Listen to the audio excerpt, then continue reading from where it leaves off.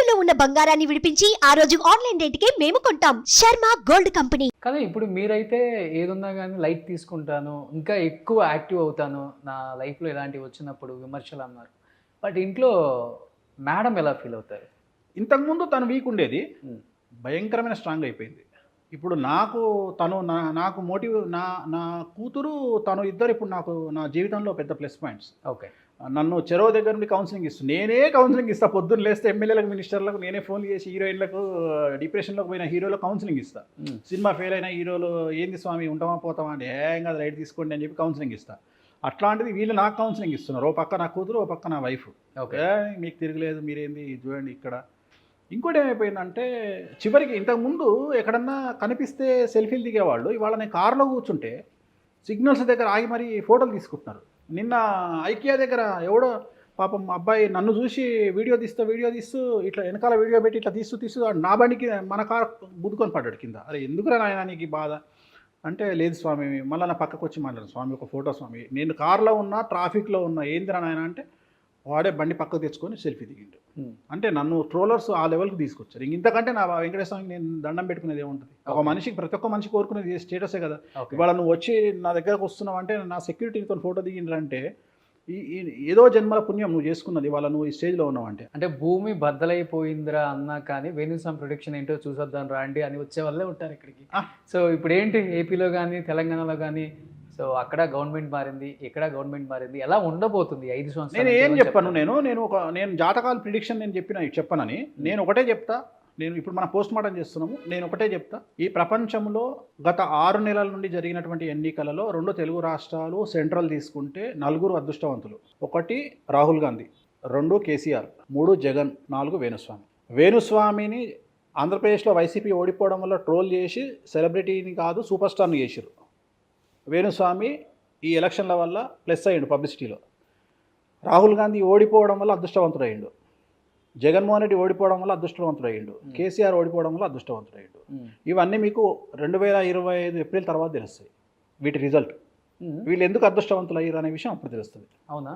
So మనం next year ఉగాదికి మాట్లాడుకుందాం. ఏంటి అంత గట్టిగా చెప్తున్నారు వేణుస్వామి గారు? గెలిచిన వాడు ఎప్పుడు సక్సెస్ రూట్లో వెళ్తాడు అని ఏం లేదు. నేను చాలామందిని చూసిన, ఒక ఇందిరాగాంధీని చూసిన, ఒక రాజశేఖర్ రెడ్డిని చూసిన, ఒక జయలలితను చూసిన. ఓకే. సో ప్రకృతి చాలా డిఫరెంట్గా బిహేవ్ చేస్తుంది. సో ఏమవుతుంది అనేది నెక్స్ట్ ఇయర్ చూద్దాం. ఎందుకంటే గురువు ఈ ఇయర్ మారిండు జూన్ ఫస్ట్కు మారిన తర్వాత చాలా సంఘటనలు జరిగినాయి కేంద్రంలో, రాష్ట్రాల్లో. మళ్ళీ నెక్స్ట్ ఇయర్ జూన్ 1కు మళ్ళీ గురువు మారుతూ ఉన్నాడు, మిథున రాశికి వస్తూ ఉన్నాడు. సో మిథున రాశికి వచ్చిన తర్వాత చాలా సంఘటనలు జరుగుతాయి. ఓకే. సో ఖచ్చితంగా చాలా చాలా ఉంటాయి. సో వాటిని మనం అప్పుడు మాట్లాడదాం. ఇప్పుడు నేను బ్రేక్ ఇచ్చిన కదా, చిన్న బ్రేక్ ఇచ్చిన. సో సెలబ్రిటీ జాతకాలకు సో కొన్ని జరిగేది ఉంది, అందుకని మనం చెప్పట్లేదా సెలబ్రిటీ జాతకాలు ఇప్పుడు? సోషల్ మీడియాలో చెప్పట్లేదు. ఓకే. డైరెక్ట్గా వాళ్ళకే చెప్తున్నా. ఇంతకుముందు పొలిటికల్ ప్రిడిక్షన్స్, క్రికెట్ ప్రిడిక్షన్ చెప్పేవాడిని, ఇప్పుడు చెప్పట్లా. ఎందుకు చెప్పట్లేదు అంటే బెట్టింగ్ కారణంగా చెప్పొద్దు అనుకుంటున్నా. బెట్టింగ్ యాప్స్ బెట్టింగ్స్ కూడా ఎక్కువ కాస్తున్నారు. నాకు తెలియకుండా కాస్తా ఉన్నారు.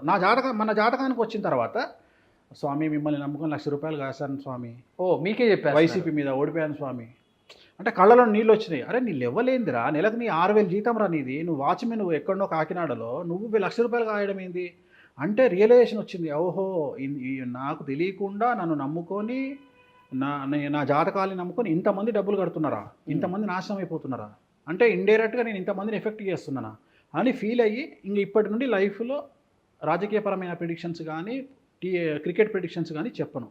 కేవలం ప్రజల్ని మీ మైండ్లో పెట్టుకొని అంతే.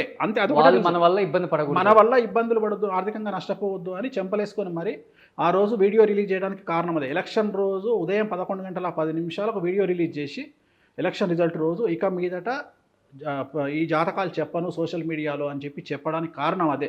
దాన్ని ఇంకోలా తీసుకెళ్లారు. అది వాళ్ళు ఎట్లా తీసుకున్నారు అది అలవాటు, నాకు అనవసరం. నేను చెప్పిన కారణం అయితే అది. నేను చెప్పిన ఒక హీరోయిన్ తండ్రిని తీసుకుపోయి జైలు వేసారు వేరే రాష్ట్రంలో. ఇవాళ మన తెలుగు మీడియాకి ఇన్ఫర్మేషన్ లేదు, మన సోషల్ మీడియాకి ఇన్ఫర్మేషన్ లేదు. ఇక మరి తెలియదు కాబట్టి నేను శుద్ధపూసని అనుకుంటే ఎట్లయితుంది? ఇవాళ కాకుండా రేపన బయటకు వస్తుంది కదా. నేను రకుల్ ప్రీత్ సింగ్ పెద్ద ప్రాబ్లం వస్తుందని చెప్పిన, ఇవాళ వాళ్ళ హస్బెండ్ 500 కోట్లు నష్టపోయాడు జాకీ బగ్నాని. నాకు తెలిసి ఇంకొక 6 నెలల్లో విడాకులు తీసుకుంటారు. తీసుకున్న తర్వాత వీళ్ళతో చెప్పుతో కొట్టినట్టే కదా, వీళ్ళను నా ట్రోలర్స్ని చెప్పుతో కొట్టినట్టే కదా. రేపు ఉదాహరణ రేపు కేటీఆర్ జైలుకు పోతే వీళ్ళని చెప్పుతో కొట్టినట్టే కదా. సో నేను చెప్పిన చాలా అవకాశం ఉందా? చెప్తున్నా కదా అన్నీ జరుగుతాయి. అందుకని ఇప్పుడు ఏం మాట్లాడట్లా. జరిగినప్పుడు వీళ్ళకు వీళ్ళే సిగ్గుతో తలంచుకోవాలా. నేను అనేది అది.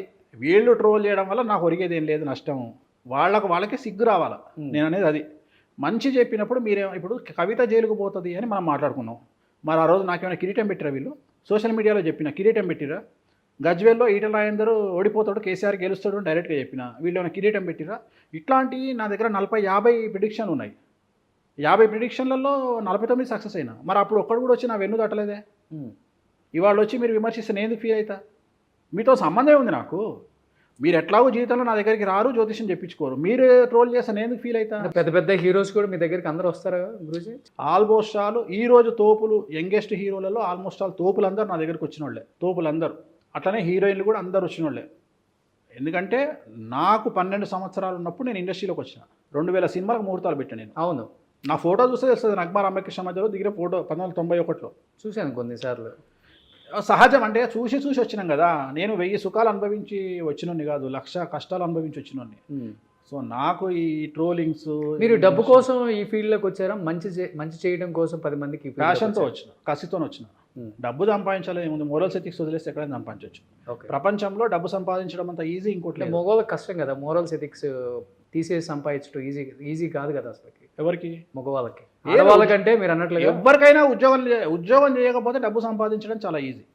ఉద్యోగం చేస్తేనే డబ్బు రాదు. ఉద్యోగం మీదే బిగ్గెస్ట్. అందుకని నేను అంటుంది, మీరు ఉద్యోగం చేస్తేనే డబ్బు రాదంటారు, కానీ డబ్బు సంపాదించాలంటారు. ఎక్కడి నుంచి వస్తుంది? ఉద్యోగం చేయకుండా వ్యాపారాలు చేయొచ్చు కదా.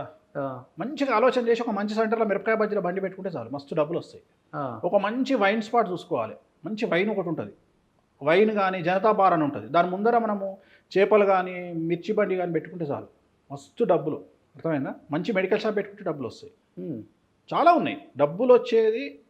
మీరు లిక్కర్ ఒకటి, విద్య ఒకటి, వైద్యం ఒకటి, ఫుడ్ ఒకటి, 4 డబ్బులకు సాగు ఉండదు ఎప్పుడు లైఫ్లో. గుర్తుపెట్టుకోండి. ఉద్యోగం చేస్తే ఏమైపోతుంది అంటే మనకు తెలియకుండా గాడిదలా కష్టం చేయడం అలవాటు అయిపోతుంది. అందుకని ఉద్యోగం చేయొద్దు.